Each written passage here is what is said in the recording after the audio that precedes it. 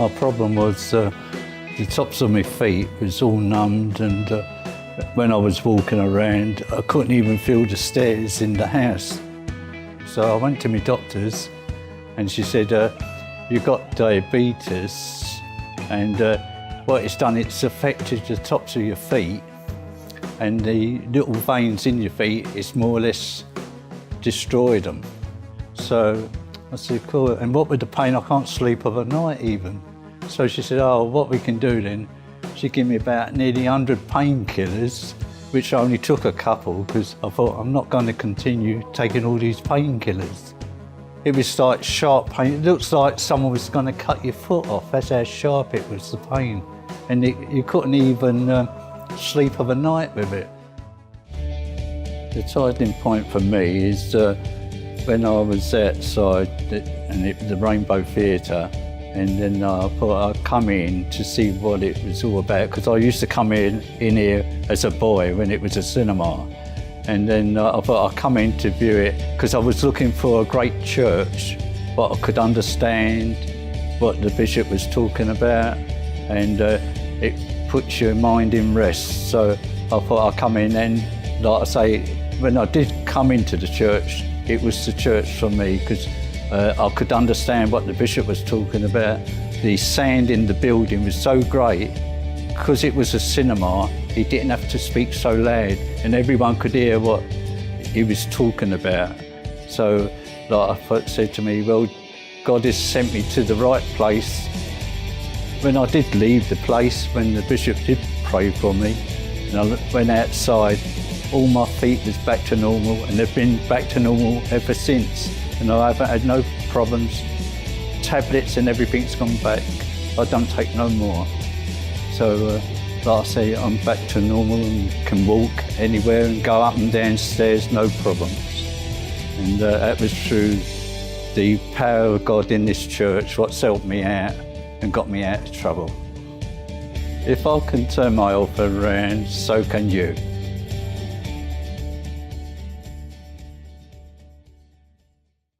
Good evening and welcome to tonight's Finding Answers. Now, we all have fears of some sort, of some kind or another, right? If we didn't have any kind of fears, we wouldn't, I wouldn't say survive, but we wouldn't be able to learn from fears or move on or tackle our fears. It's something that we experience from when we are very young, but there are people who have fears who are basically stuck because of their fears. They're stuck in life, they are stuck in their career, they are stuck in being single or in a relationship that's not going right for them. So there is fear that can control people. But what's the opposite of fear?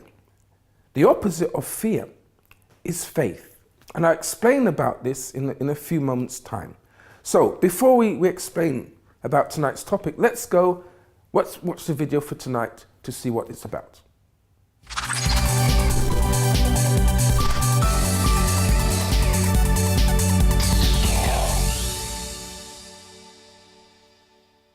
When choosing to live in faith, you are actively choosing a path away from fear. Having faith means having complete trust and confidence. It can help you to look at life's events as having a purpose and learning from what happens to you. Alternatively, living in fear has the direct opposite impact. It can have a negative impact on your life choices, and living in fear often means that a person is avoiding a particular situation or circumstance, maybe because they can't face this fear. But while avoidance can help in the short term, it can backfire and create even more stress. But what is faith? Faith is defined as complete trust or confidence in someone or something. Faith is an expression of hope for something better. It has been said that faith is the hardest thing to possess in this world, and the easier it becomes to live in this world, the easier it is to lose faith. Faith has also been described as power. It's the power to stand up to the chaos of the physical world. It has been described as one of the most enviable internal strengths that any human being can attain. Having a positive mental attitude is synonymous with faith, integrity, hope, optimism, courage, and tolerance.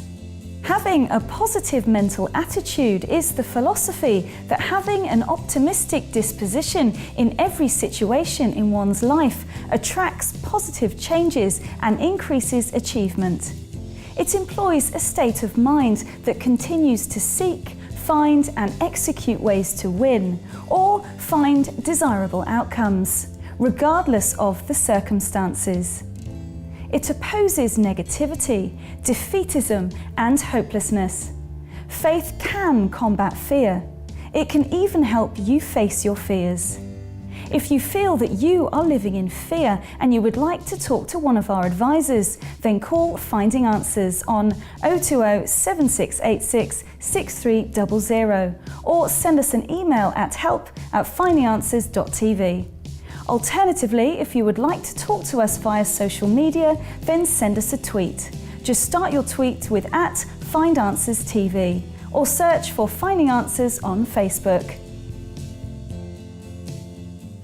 So that's tonight's topic, living in fear versus living in faith. Now, as Victoria mentioned there, faith can overcome anything and everything. It can even overcome fear. What does fear do? Fear limits us. It can limit you in making choices in life. If you are afraid of something, then you're not going to go with certainty. You're not going to go with a boldness, with an assurance that what you're setting out to achieve will actually happen. Whereas faith, when we have faith, we don't need certainties. For example, you don't need a degree to apply for a job because you will go by faith. Faith is that confidence that will push you, that will drive you to succeed. So with me tonight, I have Victoria. Hi, Victoria. Hiya. So this topic, the faith, fear. Has fear at any time stopped you at all? I know we all have a fear. You know, fear can hold us back. Have you had any personal experience yourself about fear or a time that you used faith, even a self-belief? I think everybody feels fear. Fear is quite an interesting one because there are actually two types. Fear, the way that it's actually defined, is an instant reaction to something that is with you right now, whereas long-term fear is actually called anxiety. So I've obviously had experiences of fear during a situation. Maybe I remember once there was a big dog, it was awful, that was fear, but anxiety is long-term fear, which is like chronic. So luckily I haven't had that, but that's the one that can be debilitating. So people may feel anxiety about life in general, and so what they do is they may not leave the house, and for a short period of time that might make them feel better, but actually what that can happen is it can develop a phobia. So people may then not ever leave the house, and we've done shows before on phobias and we know just how debilitating they are. Yeah, and in your case, when you talked about the fear of that dog, right? What would how can I override that? How can I overcome that? The only way you can do that is put that fear of that dog aside and, actually say, the next time I see a big dog or any dog, I'm gonna not necessarily go up to it, but maybe that's what you need to do to use faith, to actually go and stroke a dog and try bit by bit to get over it. Because in our definition of faith, faith is action. Faith is doing something. And by your doing, you show your belief. In other words, I may have this fear, but I'm going to overcome it. I'm going to go against it. I'm going to battle it. I'm not going to stay at home, for example, and because I'm anxious, I suffer with anxiety, I'm going to stay home and do nothing with my life. So, are you living in fear of something? Is there a past experience, a life experience that you've gone through and it's made your life stuck? It's like you're in a quicksand, in a pit, and you don't know how to get out from that. Maybe you have a success story Maybe you have your own story of how you overcame a certain problem. And whether you believe in God or not, and you overcame that problem, you used faith. Maybe not faith in God, but maybe the faith in yourself. That's a type of faith, a self-belief. You used your faith, you overcame those internal issues, those fears, and you went for what you wanted, and you succeeded in life. You know, inside of us, there is this mechanism called faith. God has given that to us. Otherwise, we would be this human being who is afraid of everything. You know, we see people who jump off buildings, right? They skydive, they do lots of crazy things. Now, we know things like that, you're risking your own life. But inside of them, they have a faith that when I jump off this cliff, when I jump out of a plane, when I do something crazy and wild, bungee jumping, for example, I believe that I'm going to reach the bottom. I believe that, you know, this rope holding my ankles, it's going to stand firm, right? It's not going to break. And I'm going to bounce a few times, but I'm going to enjoy this experience and then reach the bottom. That's faith. We use faith every single day. Did you know that? Every day we use faith. For example, tomorrow morning, if you're watching live now in the evening, tomorrow morning, maybe you're going to get out of bed, you're going to get ready, and maybe you're going to do some shopping. You're going to go out to the West End. You're going to do something. You're going to go out somewhere. You may jump in your car. You may take public transport. But you believe that when I jump in that vehicle is not going to experience any accidents at all. You believe that that driver who's taking you from A to B knows his route. He's not going to crash. He's not going to, you know, have an epileptic fit and pass out. You believe that you will safely reach from A to B. That's faith. But when you live in fear, it's like you're paranoid about everything. If I step out of my house, what if someone driving by, you know, drives on a pavement and hits me? Is that bus driver qualified to drive that bus? So all these things make you a very anxious, very nervous about everything else in life. And you are living in constant fear. You know, when we are afraid, we don't have control over our lives. But when we have faith, there is that belief. Doesn't matter about others around me. I have control. I can determine what I want to achieve, what I want to see in my life. And on tonight's program, we're going to have a young lady who will be sharing her experiences of how she used her faith. Actually, before she used faith, she was afraid. She was afraid because of certain things that were happening in her young life. All right, stay tuned because we're going to go for a break. When we come back, we're going to hear her story. We'll see you after this.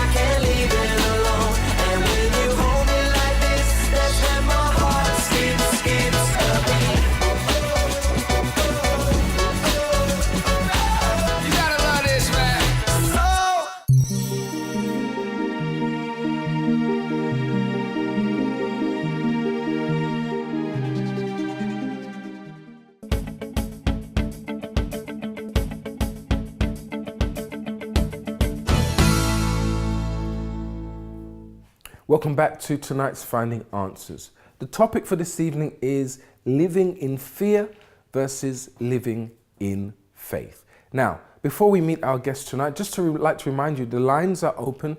And if you want to give us a call and speak to us or speak to our advisors, then you can do so. If at any time you have a question, you have an issue, maybe you don't want to speak on air, live on air, but you want to talk to one of our advisors, then please do so. All right? So let's meet our guest for tonight, Saheeda. It's pushing me for the rest of the week, so it's like a boost. Things were really tight. Today, the way I see myself is completely different.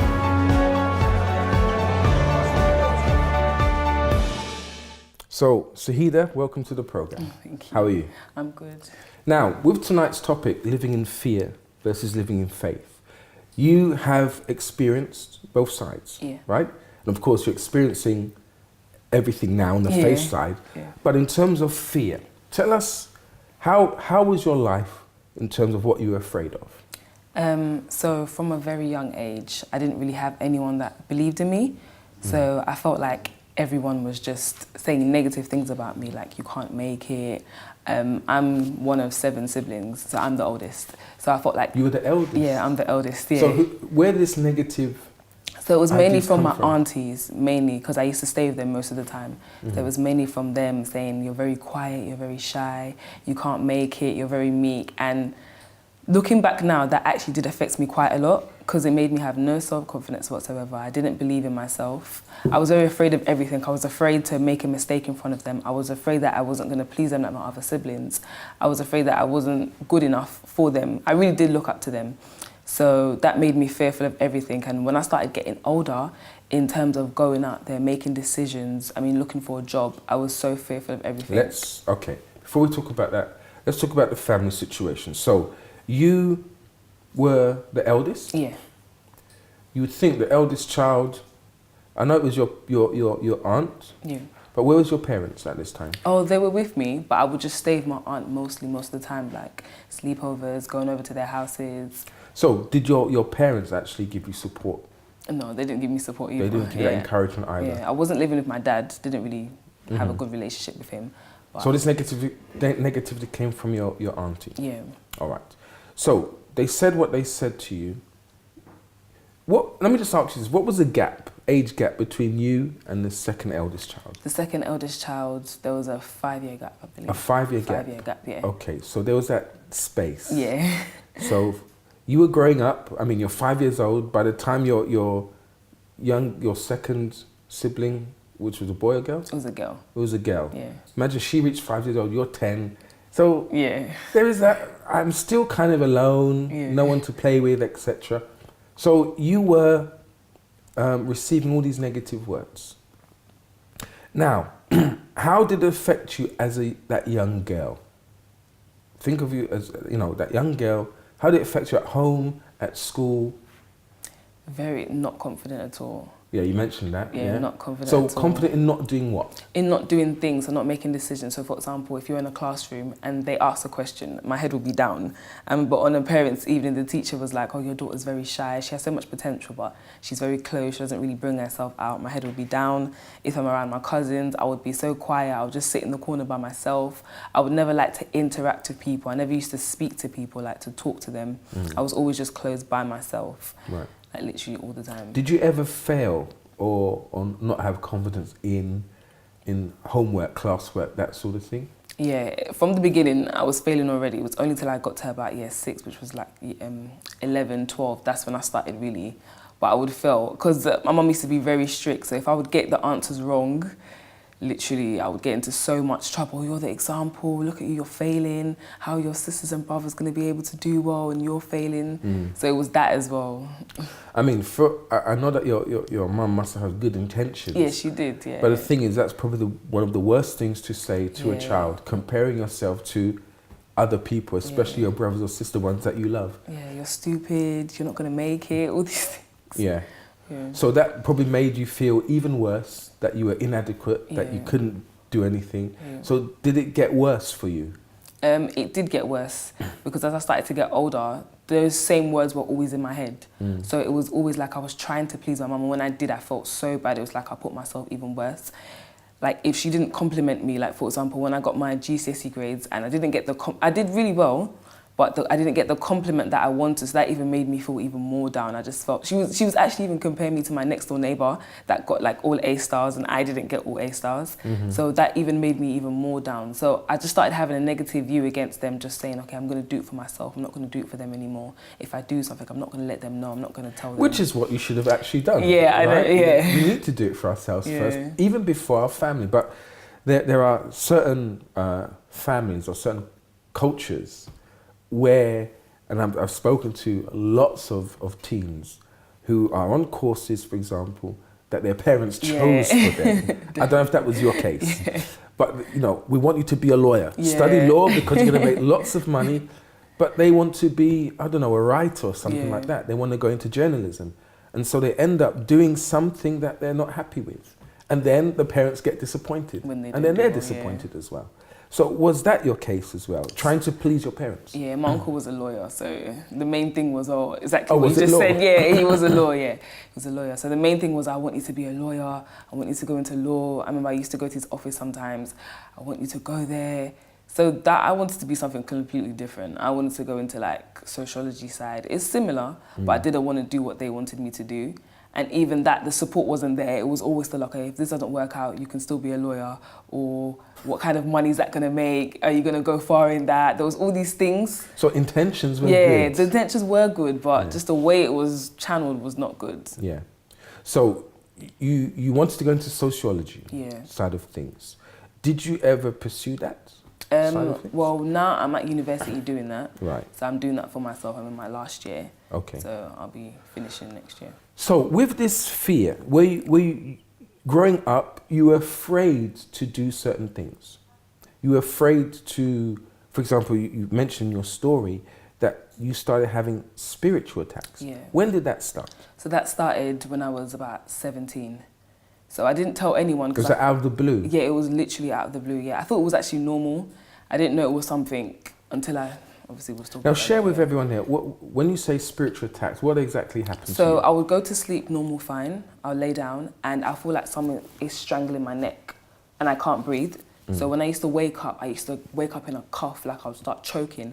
And I felt like if I didn't wake up in that cough and start choking, I wouldn't be alive, I couldn't breathe properly. And it would just like happen like every single morning. It happened for about 2 months, like consecutively. And I didn't know what it was. I didn't speak to anyone about it because I just thought like, okay, maybe it's just normal, maybe I just can't sleep. But I would literally feel like there was something on top of me strangling me. You felt something or someone? I felt I think it was someone on top of me, strangling me. You felt it was someone there, but there was no one there? There was no one there, You I would couldn't see wake up this and person? it was normal, there was no one there, yeah.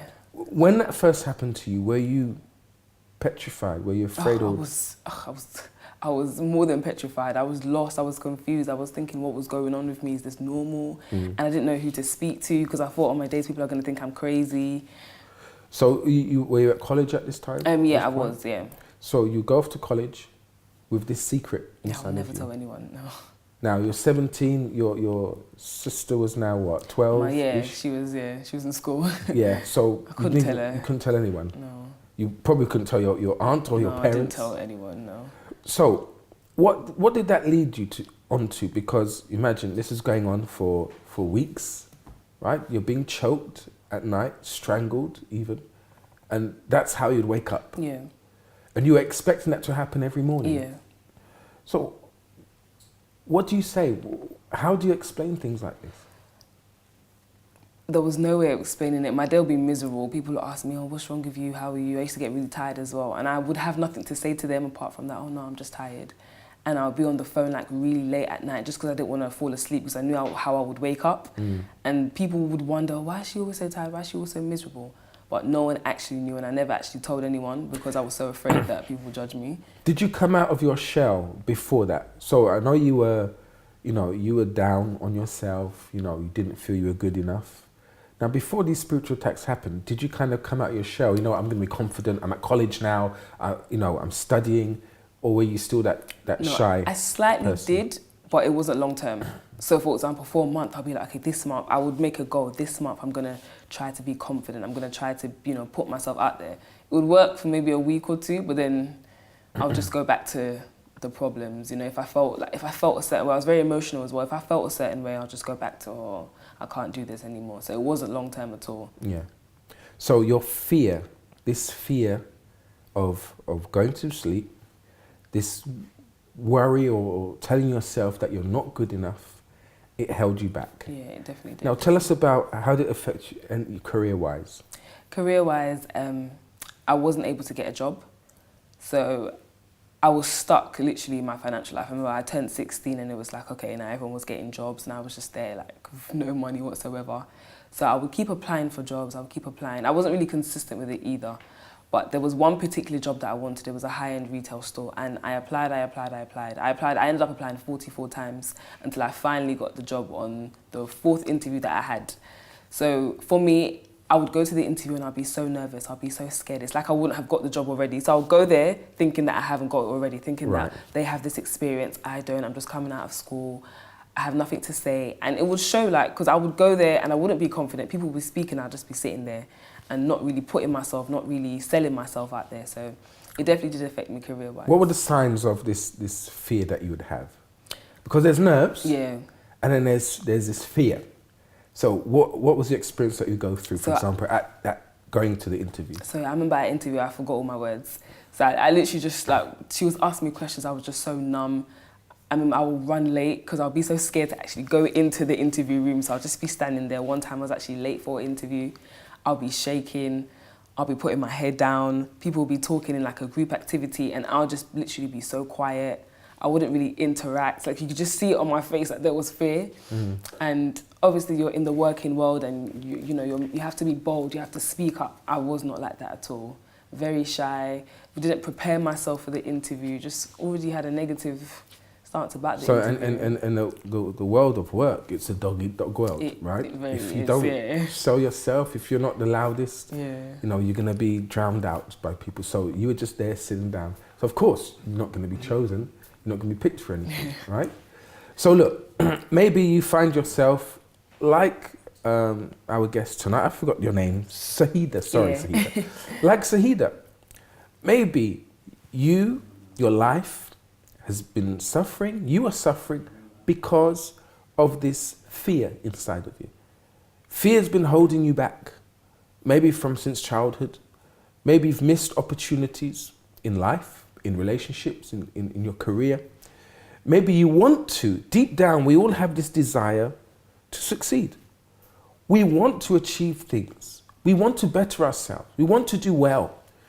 But something, that experience, and maybe what you've experienced, you don't want to share with anyone. If you were abused, of course, it's a secret. Remember the case with very famous stars, right? Jimmy Savile, for example. Abuse happened in the 70s, 60s. And only now, recently, things are coming out. More and more women are coming out saying, I was also abused as well. And maybe abuse, maybe, this failure, negative words have put you down and you're keeping this a secret. And only if you face it, only if you use faith to face this difficult time, this difficult moment, that difficult experience that you went through. If you don't use faith, then this fear will always grip you, will always hold you back. So we're going to go for a break now. When we come back, Saheeda will be sharing with us how she overcame her personal fears, how she overcame these spiritual attacks, what she did to overcome them. We'll see you after this.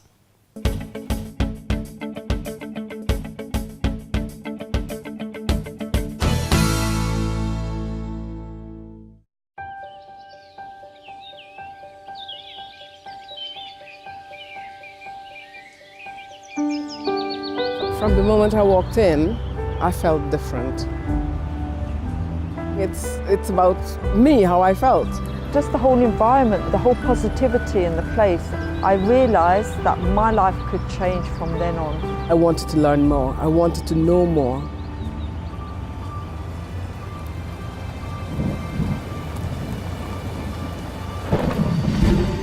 There I learned that there were roots to the problems that I had. And I learned how to tackle the roots of those problems. If I keep going and listening and putting into place what's been said, then my life will always be happy. You just need to come and hear for yourself. It's a personal thing.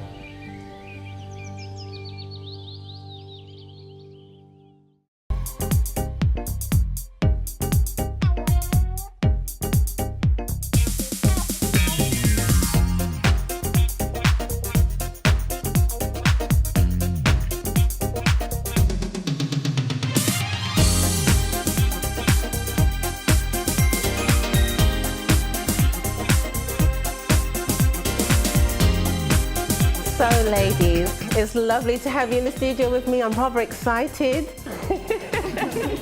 Does character matter? If you're married, you shouldn't be flirting with somebody else on that. Forward and back. Forward and back. Roll on the knee. Relationships and money, can the two really work?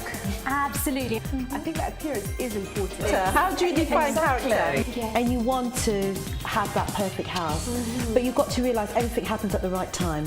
I've got a friend who puts all her business on Facebook, and I just can't stand to read it. You're learning already. Do you cook at home? Yes, I cook. Mr. Right is just right under your nose. You get a checklist, but that checklist becomes a shopping list. But in life, sometimes it's good to be different.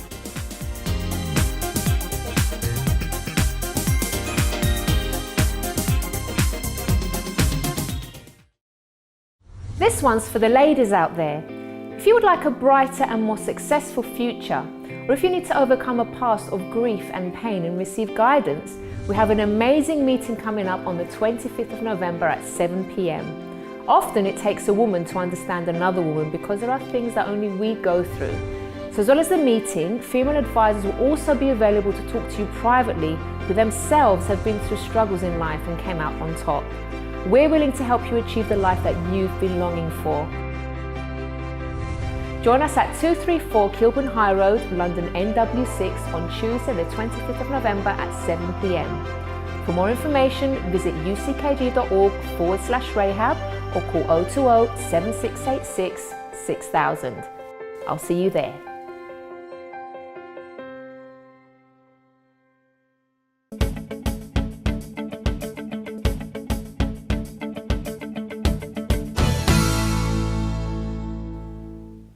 Hello and welcome back to Finding Answers. Tonight our topic is living in faith versus living in fear. So as usual, we've been out and about asking the general public questions, and our question this week was, how can people stop living in fear and start to believe? Definitely depression is probably number one. They're arguing and they're talking negatively about each other. What is more valuable than another? And so you can have as many friends and family as you want. It just depends. Is a common regret, like, oh, like I should have like asked that person out, or like.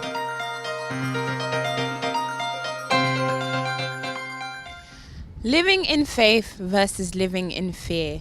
I'm on the streets of London asking the public, how do you actively move away from living in fear? Can faith and belief really help? Let's see what they say. How can people stop living in fear and go after their beliefs? I'd probably relate it to being a musician, and sort of it's one of those things which you've constantly got to believe in yourself because it's so much competition out there. And it's one of those things where it's like, if you don't do it now, you're always going to regret not doing it. And you don't want to look back in years to come and think, why didn't I do it? Because you never know what could have happened, I suppose. I would say that you have to trust that God's got a plan for you, and he's not going to throw anything your way that he won't support you in. I think it's all like perspective and the way you look at things. So if you surround yourself by like positivity and like friends and family and stuff, then it's going to get better than if you're just look at the bad things in a situation. So we still have Saheeda with us in the studio, and I'm just going to ask her a quick couple of questions. So Saheeda, I was just wondering if your parents or your brothers and sisters were shy. So my dad was not shy. He was actually really confident. My mum was shy when she was younger, but then as she started getting older, she wasn't shy anymore. My siblings they're all really loud. They're very confident. Yeah. Okay, so quite different to you. Yeah. Okay, so I was just thinking about, you can be born an introvert, so sort of very shy, not wanting to push yourself, or you can be born an extrovert, so very confident, outgoing. I was just wondering if you thought that maybe you were born an introvert, or whether you think that this problem with fear developed because of what maybe your aunties were saying to you.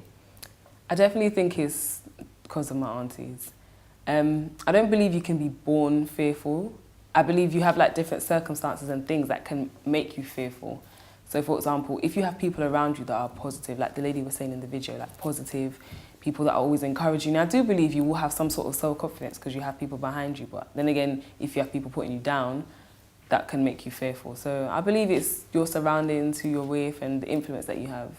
So based on your question, then Victoria, do you think that people are born that way, or do you think it's something that's kind of nurtured? Well, that's nature, nurture. Yeah, it's a huge debate in psychology, nature versus nurture. And most research comes out to find that it's 50-50, half genetics, half environment. But many psychologists believe that it's just nature or just nurture. Okay, so we're going to be back with Saheeda now, and she's going to share with us how her life turned around. So, Saheeda, tell us now, because of all of this, you said, I want to pick up on the applying for a job 44 times. Yeah. Now, why that same job? Yeah. So, don't you think those people have fed up a sin your faith? They were. I had so many rejection emails. It was literally heartbreaking. Oh, you again? Yeah. I would like get the interview and they would actually know my name, so they Right. knew it was Saheeda applying for the job again, because sometimes I would even apply for the same actually location as well. So I just kept on applying. I was determined. I said, no, I have to. And it was even trying to prove a point to them, yeah. So I said... And I don't think just to them, but to you. To myself, that I can do it. Yeah. Right? So that's one of the success stories, that you finally got what you wanted. But before that, how did you overcome this fear? You know, what was the secret to your beating this? So we started coming to the church and they were talking about faith. And to be honest, I didn't understand what was faith. What do you mean go and get? What do you mean action? So then I spoke to one of the advisors. So you started attending church. How did you hear about church? It was my mum that actually brought me. She was going to her church? Yeah, so she was actually going to a different church. Someone invited her to come to this church and then she invited me. Right. And at first I didn't want to go. I was just like, I don't want to go to church. I didn't want to go. I came there, I just used to sit down and didn't really take anything in. But then I started getting interest, like it started becoming interesting. They were talking about things that were, happening in society, not just religious things. They were talking about things. So the Monday, they were talking about finances, and I was like, I want this to be me. They were talking about faith, going outside, being active, not just praying, but going out there and fighting for what you want. And I thought to myself, this is what you need. Like, you need to have that. I thought that everyone there was so confident, they were so positive, they were so happy. And I was just like, oh, wow, this is different. So started hearing the messages and everything that was being said. And one thing was that I actually acted. So when I went out there, I started to have confidence in myself. I started to believe in myself. Like, even when I got rejected, it's like that rejection kind of made me even want it more. So the more rejections I got, the more I wanted to go and get what I wanted. Whereas before, when you were rejected, when there were negative words told you, you kind of hid in your shell. I hid, I kind of felt like I wasn't worth it, I wasn't better. So I was actually happy, so I started going out there. I was going crazy. I was sending CVs everywhere, every single day, CVs online, everything, doing everything that I could, because I said no. I even gave myself a timeline. I said, by this time, I will be working. I will. I believed in myself so much. When I would go to the interviews now, it wasn't putting myself behind. I said, no, I have to be there in front. I have to speak. I have to let them understand what I'm saying. I have to sell myself. I didn't see it as now just being shy anymore. So even coming to the youth sessions as well in the church, that really helped me as well, for us to, we're young, let us go and get our dreams, what we want. I just thought to myself, I can't just be sitting here doing nothing, otherwise I'm just going to be doing nothing with my life, and that's not what I want. So I really started to believe in myself more and started to act, started to put into practice everything that was being said. And so that's the thing I was mentioning, because you've always had that. We have this inside of us. Now, it's just that experiences that you went through, it kind of stifled that, right? But once you heard something positive, there were people that believed in you, people that said that you can achieve things, you can make it. Whether that's the pastor in the church, whether that's in the youth group, whether that's your best friend, your partner, all a person needs to hear is that you can do it. And not just the words alone, but really that person having faith in you that you can achieve that. And you felt that by going to church and hearing these words. Yeah. And you started acting, as you said. So you started applying for work. Applying, yeah. And though you were rejected 43 times, yeah. On the 44th time, they said what? Finally got the interview. I remember exactly the day. It was 6 of us, 3 of us got the interview. I was really confident, really bold. I actually led the group. So this time you yeah, were I was the bold. one leading it. Yeah, I was the one leading it. I was the one giving out the information. When we had to speak, I was the one speaking. So even the woman was like, "Oh, there's something different about you. I really like you." And then she gave me the job. This was the manager. So I was bold. And even when I was coming to the church, there was other people that had the same thing as me, even worse than me. They were fearful. They hadn't worked for like 12 years, 13 years. And they were able to overcome it in such a short space of time. So I was like, if they can, then I can do it. Yeah. You know what I mean? I don't have experience. You know, I've just come out of school, but I can still do it.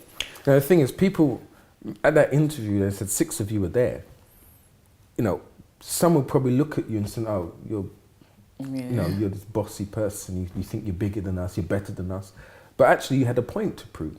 Not to anyone else, not to say that I'm better than anyone else, but you are proving to yourself, you know what, I have to do this for me. And it was a faith that helped you to be bold, and that's how you got the job. How has your faith helped you in other areas of your life as well? So in terms of the spiritual attacks, well, firstly, I had to open up and speak, because there's some things that you don't speak to people about and it just eats you up. So I said, you know, even though this seems weird, it's going to seem like I'm crazy. So I came to the church, spoke to one of their advisors, and I was so shocked that they actually understood. They didn't really judge me or think this is crazy, but they understood. So I started to, you know, use my faith. I started to believe that, you know what, when I go to sleep tomorrow, I'm going to sleep normally. That's what I said in my mind. I said, I'm going to sleep normally. There's not going to be any fear inside of me, and whatever fear there is, it's going to go. So I would go to sleep with that aim. Obviously, I was praying before I went to sleep. You know, I was speaking to them and asked them to guide me, to help me, reading things that were encouraging, not negative things, you know, and believing as well that when I go to sleep next time, I will sleep. And eventually, gradually, it actually started to die down. I didn't feel anything choking me. I would be able to go to sleep. Even like during the day, I would just be very negative, very down. I was very positive. I like to speak to people. I was more open now. And I think definitely being open and being sincere was the main thing, because when I was able to open up, someone was able to give me advice, and that helped me. Right. Like even in the youth sessions as well, when they would talk about it and they would say, this is one of the hidden things, and I'll go and speak to maybe a pastor and he will help me. And eventually it just stopped completely, and I was really, really surprised. After how long did it completely stop? About 3 months completely. But when did you see a first sign of change? So this was about 2 months and a bit. You're right. So this was when I just slept normally. I even woke up and I was like, oh, this is strange. I didn't feel tired. I felt revived, energized, went to college. I was fine. Usually I wake up feeling really tired, really sleepy. Yeah. So today, now you've learnt about the power of faith and using faith. So where are you heading to in life now, in your life? I'm working part-time, and also I'm studying, and I'm in my last year, so I'm just about to get my degree in sociology, which is what I want, not something else, which is what I want. And do you see a future for yourself? I do, and like I see it now, and I believe that I can get it. I'm not like down and thinking, oh, I'm not going to be able to get it. And even if people do put me down, because you still get people putting me down today, you know, saying you can't make it, but I believe that I can, and I'm doing it for myself, to prove to myself that I can do it. Okay. Saheeda, thanks very much for joining us on the program. Okay. Now, I believe that her story will inspire some of you here who may be going through something similar. Maybe not exactly her story, but in terms of being afraid. And if you are living in fear, then her story, I believe, is hope for you. And that's what faith is. Faith is a hope. I will give you the Bible's definition of faith after the break, all right? So stay tuned, because we're going to be going for the prayer when we come back. Get your glass of water ready as well. We'll see you after this.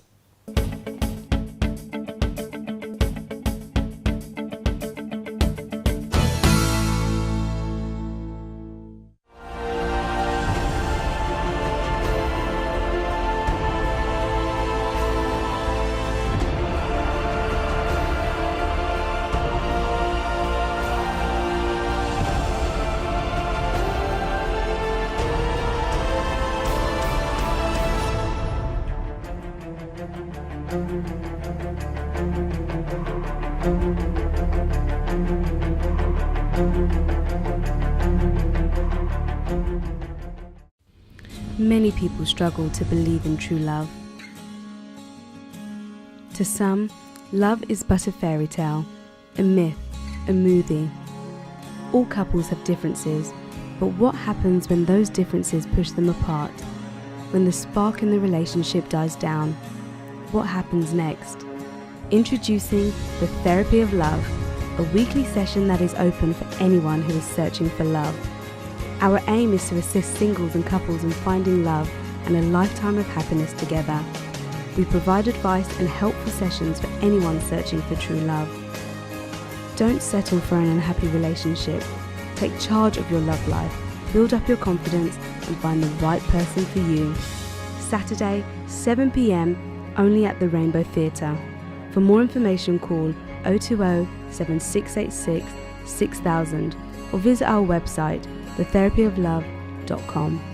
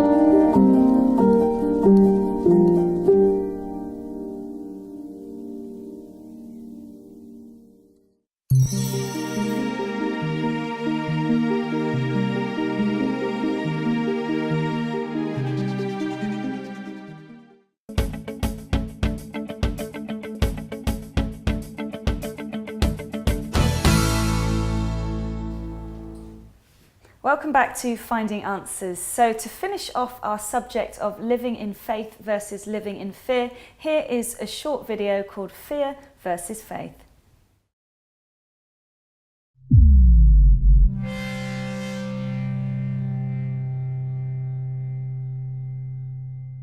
God is my strength and my tower.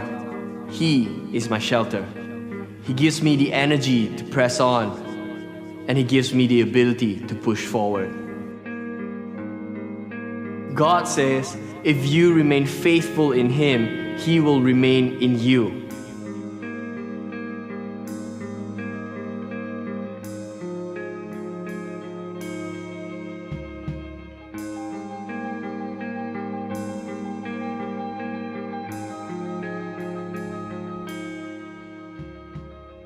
So now comes the question, fear versus faith.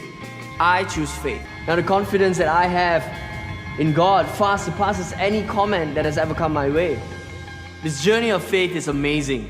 It's amazing because when you start walking in Him, you will start to see how faithful God is. You begin to see His faithfulness, His glory and His majesty. Fear is the enemy of faith. Fear brings death, but faith brings life. Fear imprisons you, but faith liberates you. There is no fear in love, but perfect love drives out fear. So, get your glass of water ready because we're going for the prayer now. Now, before we do, what's the Bible's definition of faith? It says that faith is the substance of things hoped for, evidence of things not yet seen. So, by that, it's self-explanatory. It's evidence of something that you have not seen yet. It's an inner belief that what you are hoping for will actually take place or will actually happen. Now, that's what Saheeda, when she told her story tonight, she did that. She used her faith, and eventually she got the job. Eventually the spiritual attack stopped. So if you're going through any hard time at the moment and you can't explain, you can't see any way out of your problems, doesn't matter what it is, let's use faith now, because it will be the assurance of things not yet seen. Get your glass of water ready. It's time for prayer. Prepare now for the moment of prayer. If you would like us to make a prayer and include you in the Finding Answers prayer book, send your name and prayer request to prayer@findinganswers.tv. Father, in the name of your Son, Jesus Christ, Lord, we are using our faith now, closing our eyes and praying to a God that we cannot see, we cannot hear, but we know that by faith you are hearing us. And that's the difference between someone who believes and someone who doesn't believe. It's the faith. And we have evidence of it in our lives. Saheeda is proof that faith works because she challenged herself. She did things when she believed that there will be change. And eventually she saw the change she wanted in her life. I pray for this person now who maybe is unwell, is sick. Maybe this person, Lord, has been put down by words from people close to them, and they don't have that faith in themselves, let alone in you. I pray for this person who can't sleep at night. I pray for this person who wants to get that job, wants to get their career started off, but there are things holding them back. Maybe there are forces at work holding this person back. So by faith, I determine that when this glass of water they are holding now will be drunk, that inside of them there will be that confidence, that pressure, that heaviness, that doubt inside of them will be removed, and give this person that inner strength. This person who couldn't sleep, so from tonight, when they'll close their eyes, they will sleep in peace. No more panic attacks, no more spiritual attacks, but inner peace inside of them. In the name of the Lord Jesus Christ, drink this blessed water now and receive by faith what you need in your life.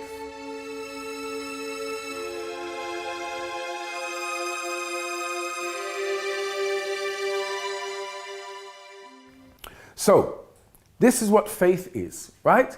And every night we come on this program, we have faith, we believe that as our guest's life has changed, your life can change also.